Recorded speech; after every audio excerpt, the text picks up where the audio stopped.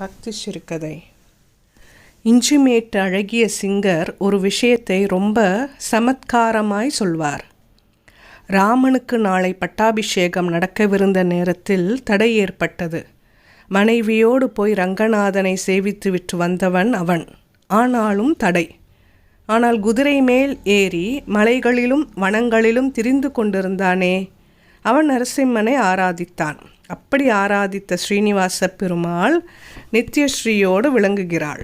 மார்பில் ஸ்ரீயை தாங்கி நிற்கிறான். அவனுடைய திருக்கல்யாணத்தில் கூட முதல் நிவேதனம் அந்த நரசிம்மனுக்கு தான் நடக்கிறது. வெங்கடாச்சல மகாத்மியத்தில் வரும் அந்த கதையை கேளுங்கள்.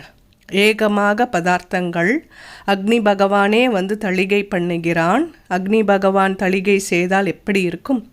அன்னத்திலே ஏதாவது லோபம் இருந்தால் அதை உஷ்ணப்படுத்தி லோபத்தை போக்கிடலாம். அக்னியோட மகிமை அது. கெட்ட அன்னம் கூட நல்லதாக போய்விடுகிறது. அந்த அக்னியே வந்து சமையல் பண்ணினால் எப்படி இருக்கும்? தளிகை முடிந்தது. நிவேதனம் பண்ண வேண்டும் இல்லையா? யாருக்கு நிவேதனம் பண்ண வேண்டும் என்று நான்முகன் மணவரையில் அமர்ந்திருக்கும் ஸ்ரீனிவாசனை கேட்கிறார். ஸ்ரீனிவாசன் அதற்கு அஹோபிலத்தில் எழுந்தருளியுள்ள ஸ்ரீ லக்ஷ்மி நரசிம்மனுக்கு யதாவிதியாய் நிவேதனம் பண்ணுங்கள் என்றார். யதாவிதி என்றால் முறை, கிரமம். நரசிம்ம ஆராதனம் என்பது ரொம்ப கடினம்.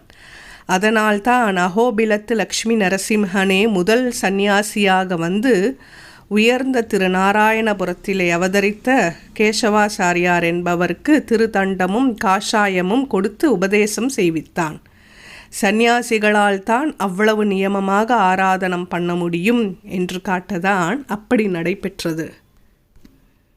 அப்படியானால் கிரகஸ்தாசிரமத்துக்காரர்களுக்கு அது எவ்வளவு சிரமம் என்று எண்ணி பாருங்கள். அஹோபிலத்திலே அந்த ஸ்ரீனிவாச பெருமாளே நரசிம்மனை கைகூப்பி சேவிக்கிற அழகை இன்றைக்கும் பார்க்கலாம்.